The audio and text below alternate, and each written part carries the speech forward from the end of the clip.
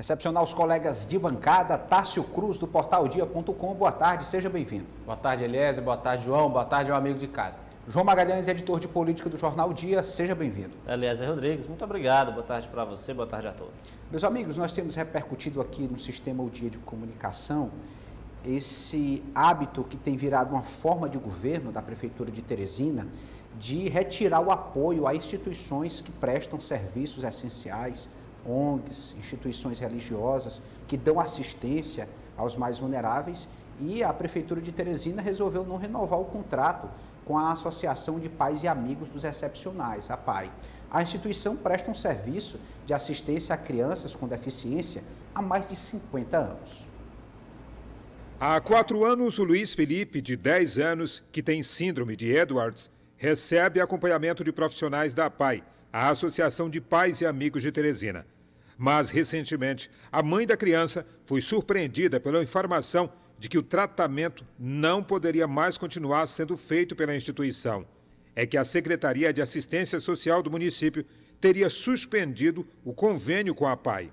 Todos os profissionais que já estão conosco na casa já têm a expertise, já têm a dedicação, já têm o carinho. As crianças já têm o amor por eles também. Então, nós não aceitamos diante a Sencasp novas pessoas, pessoas sem experiência, pessoas que não conhecem os nossos filhos. Nossos filhos é nossa preciosidade. E eu preciso deixar lá com confiança. Então, nós não aceitamos. Eu preciso trabalhar com segurança. E para me trabalhar com segurança, preciso de pessoas altamente capacitadas e não pessoas que eu não conheço. O abrigo de idosos Nosso Lar, o Centro Dia de Referência para Pessoas com Deficiência, a Residência Inclusiva Boa Morada e o Centro Dia Saber Cuidar são unidades onde a Sencasp suspendeu os convênios para manutenção e funcionamento. Mais de 90 funcionários perderão os empregos e centenas de pacientes serão afetados. Causou surpresa porque, primeiro, a preocupação com o nosso público, que é um público bastante vulnerável, que precisa de um cuidado bem mais, eu digo assim, até com mais expressividade, com mais cuidado, com mais atenção e mais humanizado mesmo, né? É o trabalho que precisa ser feito com esse público. E a nossa preocupação é com eles, porque existe um vínculo, nós temos um vínculo de anos, os profissionais treinados, capacitados, com expertise para trabalhar com esse público, que também vai ser demitido. A APAE tem 54 anos de atuação. A instituição filantrópica atua em todo o Brasil, prestando assistência a crianças e adultos com deficiência e também a idosos. A presidente da instituição nega que existam irregularidades administrativas na APAE. A gente tem todas essas questões documentadas, tudo dentro aqui do nosso administrativo, todas as orientações, tudo que chegou para a gente está documentado e respaldado para responder, né? Então, assim, se fizer necessário, a gente vai ter que realmente responder com o que nós temos documentado. Porque a verdade ela está pautada no que você apresenta, na sua documentação. A suspensão de convênios com entidades assistenciais parece ser uma marca da gestão de Dr. Pessoa e Robert Rios. O que aconteceu com a APAE já se repetiu com a Ação Social Arquidiocesana, a Associação Piauiense de Combate ao Câncer Alcenor Almeida, que mantém o Hospital São Marcos, e a Fazenda da Paz. A cultura também entrou na mira da Prefeitura. Ano passado, o Robert Rios suspendeu os convênios com o Balé da Cidade e a Orquestra Sinfônica de Teresina. Depois de algumas pressões, os convênios foram retomados. Para os pais que tinham confiança no trabalho da APAE e não sabem agora quem vai cuidar de suas crianças, o sentimento é de apreensão. Nós temos direitos de exigir que as nossas crianças são tratadas com humanização, com dedicação e com amor. E não ser por qualquer pessoa. Qualquer pessoa não é a mesma coisa do que umas pessoas que já estão capacitadas para cuidar das nossas crianças. Por meio de nota, a Prefeitura Municipal de Teresina informa que, através da Secretaria Municipal de Cidadania, Assistência Social e Políticas Públicas Integradas, Sencasp, não vai renovar os contratos com a Associação de Pais e Amigos dos Excepcionais de Teresina, por conta de irregularidades administrativas da instituição, que estão sendo investigadas pelo Ministério Público. Os contratos serão oficialmente encerrados no final deste mês. A APAI estava com a responsabilidade sobre os seguintes serviços: Centro-Dia Infantil Saber Cuidar, Centro-Dia Serviço Especializado em Assistência Social para Pessoas com Deficiência e o Residência Inclusiva. De acordo com Alan Cavalcante, secretário da Sencasp, com a saída da APAI da administração, nenhum dos servidores serão prejudicados e devem seguir o funcionamento normal. Então, meus amigos, em primeiro lugar, em um contraponto, nós ouvimos na reportagem muito bem feita por Raimundo Lima, a diretora-geral da instituição dizendo que não há irregularidades, que toda a documentação do órgão está em dia, que isso vai ser facilmente comprovado. Do outro lado, a Prefeitura de Teresina, questionando, colocando aí obstáculos, barreiras, que só vão, na verdade, prejudicar quem mais precisa dos atendimentos, que são essas pessoas com deficiência, com a saúde muito fragilizada, João Magalhães. Isso mesmo, a gente observa que de fato é uma marca, é uma espécie de um projeto que desestabiliza o atendimento a famílias que se encontram em situação de vulnerabilidade social. A gente já teve esse mesmo roteiro, que a Prefeitura utilizou no que diz respeito ao Hospital São Marcos, que cuida, faz tratamento de pessoas com câncer, com a questão da ação social arquidiocesana, o braço de assistência social da arquidiocese, que tem um trabalho reconhecido no atendimento, no acolhimento a pessoas em situação de rua, a própria questão dos projetos culturais, dos programas culturais, as escolinhas de futebol que funcionavam através de um convênio com ONGs, que também esse contrato foi encerrado pela Prefeitura, aparentemente na tentativa de romper esses contratos para depois procurar empresas parceiras politicamente, instituições, associações que tenham parceria política com a nova gestão da Prefeitura, mas na prática o que a gente observa é que são segmentos vulneráveis que ficam sem ter condições de ter um atendimento. Quem está vinculado a um programa, seja ele social, na área do esporte, da cultura, ou quem precisa de um atendimento especializado na área da saúde, como é o caso da APAI e do próprio Hospital São Marcos, ele não quer saber o envolvimento político das instituições com a Prefeitura. Ele quer que esse tratamento, que esse serviço seja prestado por quem tem expertise, e aí o reconhecimento da APAI neste sentido é fundamental. É uma instituição realmente com mais de 50 anos, que acolhe, que tem uma capacidade de bem atender os seus beneficiários, portanto, não pode ser substituída por uma outra instituição que não tem a experiência, porque a gente está tratando de crianças como essas que a gente viu na reportagem, que possuem algum tipo de síndrome rara, que possuem muitas vezes microcefalia, enfim, são crianças que precisam realmente serem atendidas por quem tem experiência, por quem tem aquela expertise em fazer esse tipo de acolhimento. A Prefeitura não pode, por uma decisão simples, política, de gestão, trocar todas essas questões, fazer mudança como se estivesse tratando com objetos. Na verdade, são pessoas que estão em situação de vulnerabilidade, que precisam de um olhar que tem aquele olhar social, porque estamos falando realmente, nesse caso específico, de crianças especiais, pessoas com deficiência, mas esse roteiro já foi utilizado quando a Prefeitura rompeu o contrato com a ASA, que atendia pessoas em situação de rua, não renovou o contrato com o próprio Hospital São Marcos, que trata de pessoas com câncer. Enfim, realmente é um projeto, é uma política que tenta desestabilizar o atendimento a essas pessoas que encontram em situação de vulnerabilidade. É absolutamente lamentável. É bom lembrar que o Dr. Pessoa foi eleito com essa bandeira de cuidar de gente, mas atualmente, na prática, o que a gente observa é que a gestão não cuida da cidade, não cuida dos equipamentos públicos, mas também não cuida do mais importante, que são as pessoas, principalmente essas que precisam, que demandam de uma atenção especial por parte do poder público. Tássio, a nota que nós lemos aqui, que foi enviada pela Prefeitura, disse que nenhum dos servidores será prejudicado. Como assim?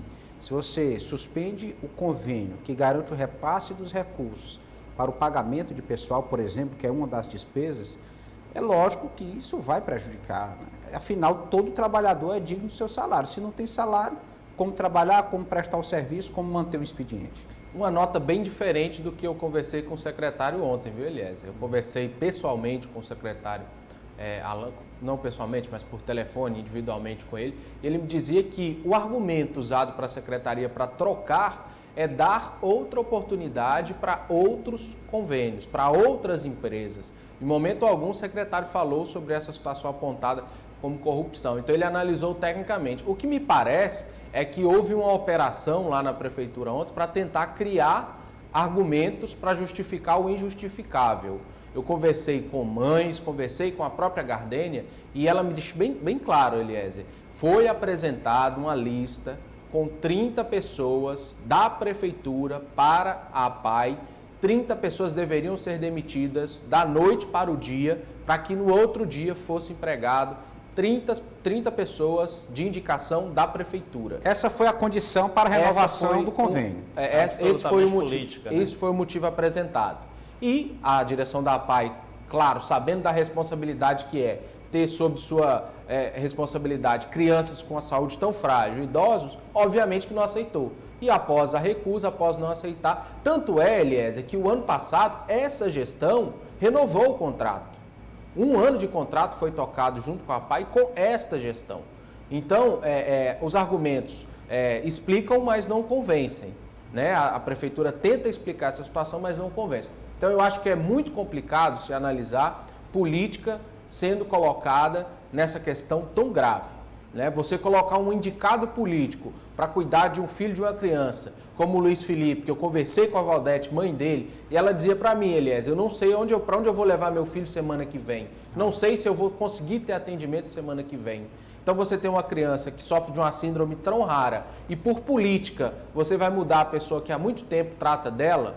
Então eu acho que é muito complicado, é uma situação que precisa ter maturidade de gestão, que precisa ser analisado com muita seriedade e como você comentou, Eliezer, se fosse para manter os mesmos profissionais, a mesma instalação e o mesmo trabalho, por que então que nós vamos mudar de instituição que atende? Se é para manter a mesma estrutura, o mesmo corpo de trabalho. Então, a prefeitura explica, mas não convence e a impressão que a gente tem, dentro do que a gente ouviu e a gente investigou com vários pais e a direção da instituição, é que sim, é uma decisão política. Essa questão que o Tarso comentou é interessante porque essa versão de que a prefeitura está rompendo o contrato com a APAE por questões de irregularidades na gestão da instituição, da ONG, ela se repete também naqueles outros casos que eu mencionei, como foi o caso da ASA, do Hospital São Marcos, das instituições na área da cultura, enfim. É uma versão que toda vez que a prefeitura quer romper um contrato com determinada instituição, ela utiliza esse tipo de argumento. Mas é bom lembrar, e vale até ressaltar aqui também,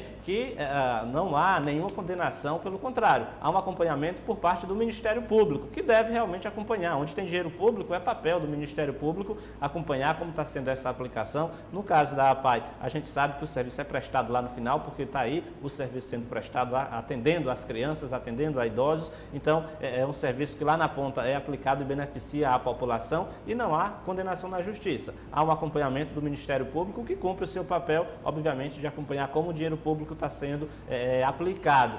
Agora, realmente é uma estratégia, é o mesmo roteiro, porque toda vez que a prefeitura tem o objetivo de romper determinado contrato, logo depois que a gente aqui no Jornal o Dia, no Sistema o Dia, comenta essa situação, eles aparecem com esses argumentos de que a determinada instituição está sendo investigada ou tem alguma irregularidade, sempre utilizando os mesmos canais oficiais de divulgação desse tipo de versão. Só para concluir, Eliezer, essa situação chegou na Assembleia. Hoje pela manhã, o deputado Franzé encaminhou um ofício para a Prefeitura de Teresina solicitando a manutenção ou a reativação desse contrato, porque o deputado tem uma longa causa, trabalho na causa social, nessa causa de pessoas com deficiência, e por isso apresentou esse requerimento, criticou a medida da Prefeitura, ou seja, a Assembleia Legislativa também entrando no assunto diante desse desgoverno que existe em Teresina hoje. A Câmara está em recesso, mas obviamente que os parlamentares, os vereadores, têm toda a responsabilidade, eu diria até que a sua obrigação em estar acompanhando essa questão, porque de fato são crianças, são idosos, são pessoas que estão realmente em situação de vulnerabilidade, que precisam de um acompanhamento e de total apoio do poder público, e o Poder Legislativo é responsável por fiscalizar esses atos do Poder Executivo, sejam eles vindo do gabinete do prefeito, do vice-prefeito ou da Secretaria de Assistência Social. Com certeza, importante garantir essa atribuição dos parlamentares nesse momento em que há um descaso por parte da Prefeitura de Teresina. O governador do estado do Pernambuco, Paulo Câmara, assumiu o comando do consórcio de governadores da região Nordeste do Brasil. Vamos ouvi-lo.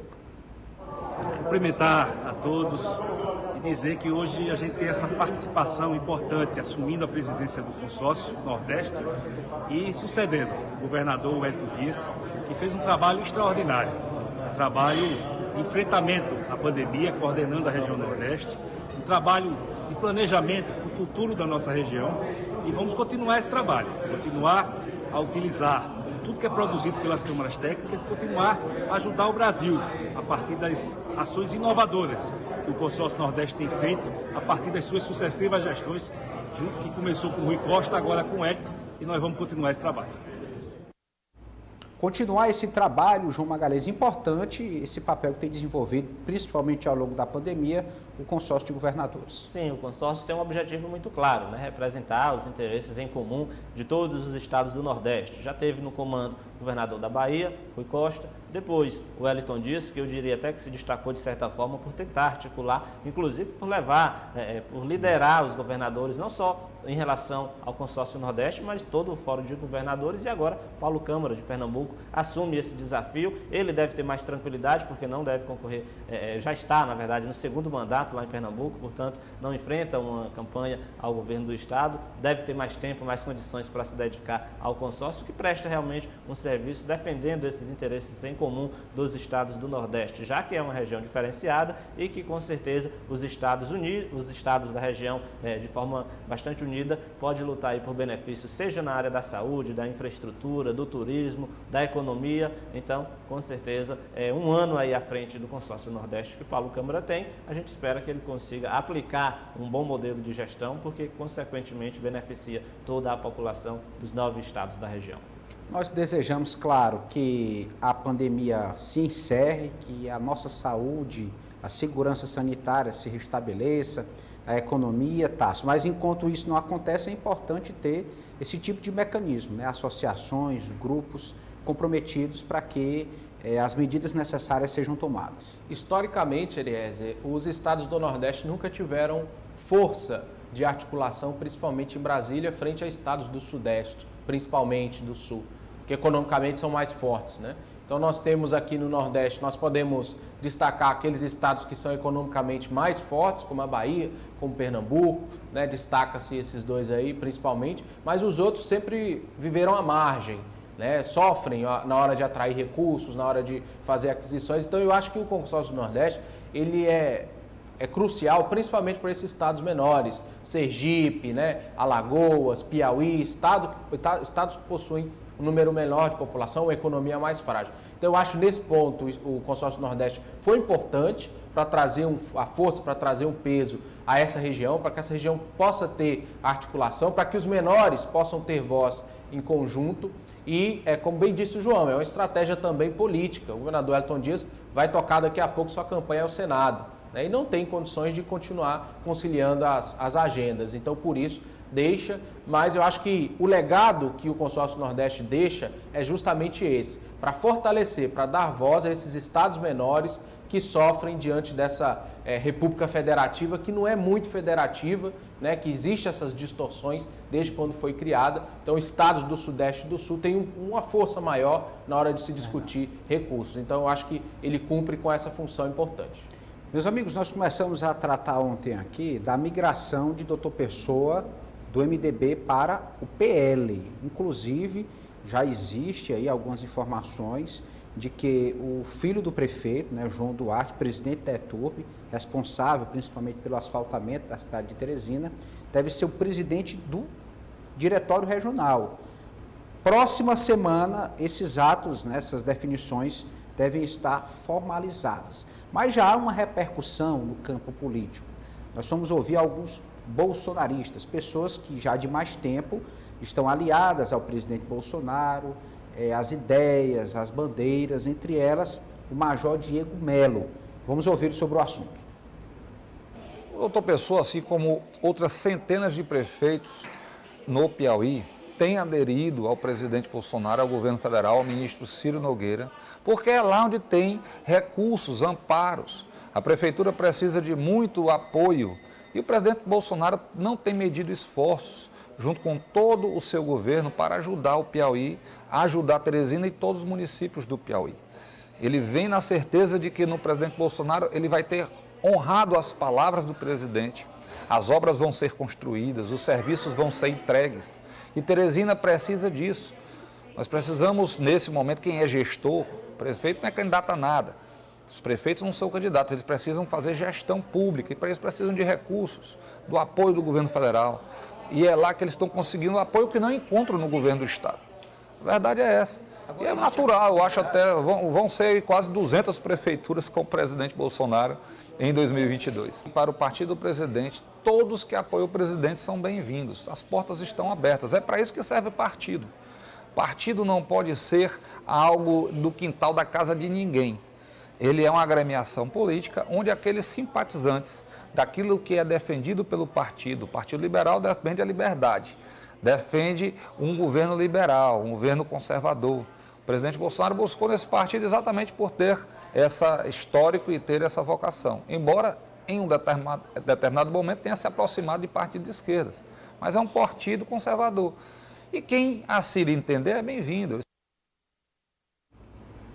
Olha aí, João Magalhães, parece que há um ambiente apaziguado. É claro que em política dificilmente se tem unanimidade sobre determinado assunto, mas pelo menos há um clima de estabilidade com essa ida de Dr. Pessoa para o PL, de Pessoinha também, contando já com a perspectiva das eleições de 2022. Essa mansidão do Major Diego ao tratar, obviamente, com os novos aliados do presidente Jair Bolsonaro sempre chama a atenção, porque, obviamente, há 4 anos atrás ele tinha um perfil assim mais aguerrido, principalmente para criticar a velha política. Mas, falando especificamente sobre essa questão de Dr. Pessoa no PL, a gente tem, a partir de então, uma nova conjuntura política aqui em Teresina e também no estado do Piauí. Primeiro, que Dr. Pessoa não está indo para qualquer partido, é o partido do presidente Jair Bolsonaro. Portanto, tem o aval de Jair Bolsonaro para comandar a sua sigla, a sigla a qual o presidente está afiliado aqui em Teresina, em todo o estado, mas com uma estratégia voltada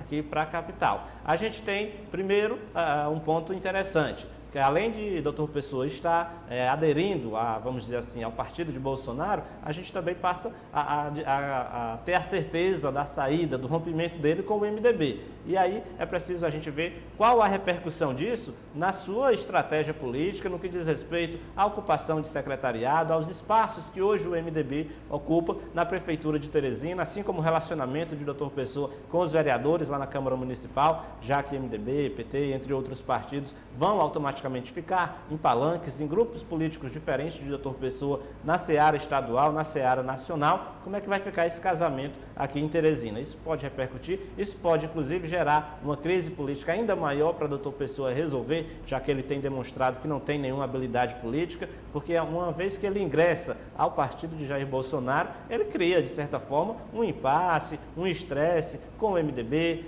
com o Partido dos Trabalhadores, siglas que possuem lá na Câmara Municipal parlamentares que lhe dão sustentação lá no Palácio da Cidade. Então a gente tem uma nova conjuntura, a gente tem Dr. Pessoa no partido de Bolsonaro, a gente tem o rompimento oficializado entre Dr. Pessoa e o deputado Temístocles Filho, do MDB, e aí como é que vai ficar as demais alianças de Dr. Pessoa com o MDB, já que o partido tem espaços consideráveis lá dentro do Palácio da Cidade, e a gente sabe que tinha uma força-tarefa com vários membros querendo aí realinhar o pensamento de Dr. Pessoa com o MDB. Pelo visto não foi para frente, porque Dr. Pessoa agora é representante do partido de Jair Bolsonaro aqui em Teresina. Bom, Tássio, vamos lá tentar entender o que pode acontecer em termos de articulações políticas. O Dr. Pessoa está no partido do presidente Bolsonaro, que vai concorrer naturalmente à sua reeleição. No Piauí, a estratégia é que o ministro Ciro lance um candidato progressista para disputar o governo. Mas há um discurso de terceira via assumido por pessoas do alto escalão da prefeitura.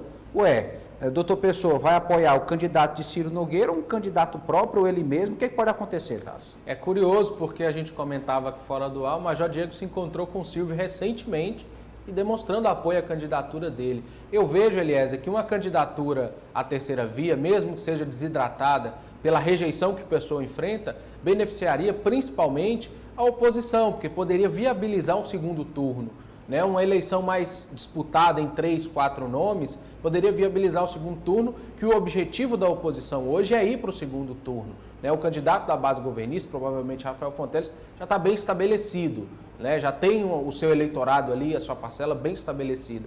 Então, o que eu acho que a oposição tenta com essa articulação isso. Só que acontece um caso curioso, Eliezer, como comentava o João, o PT que cobrou coerência dos deputados do PL, agora vai ter que ter coerência no município, porque o partido vai fazer parte da gestão de um aliado do Bolsonaro, ou seja, essa equação vai ter que ser fechada, vai ter que ser coerência decidida. Que você diz é entregar os cargos. Seria, talvez, né? Vamos ver o que... Não precisa ser tão radical. Não precisa ser tão radical, mas colocar à disposição os cargos. Vamos ver o que vai acontecer. E também outra coisa interessante, o Progressistas, que foi oposição, que apoiou Kleber Montezuma, agora vira para o lado do prefeito, porque o prefeito é aliado do presidente, que é um aliado de primeira hora ao Progressistas no âmbito nacional. Ou seja, a partir dessa composição, o jogo vira, a situação muda um pouco, mas eu vejo com muita dificuldade o PL formar uma chapa competitiva para estadual. Eu já ouvi de integrantes do PL